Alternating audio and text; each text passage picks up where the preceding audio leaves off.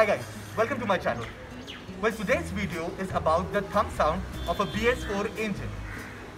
I have recorded this video now after the first service and also previously before the first service.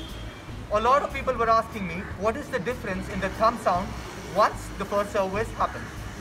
So today I am going to show you the difference in the thump sound after the first service of a BS4 engine.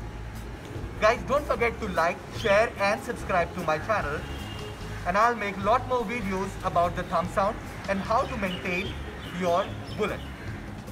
So let's see what is the difference in the thump sound of a new BS4 engine after the first service. Let's see.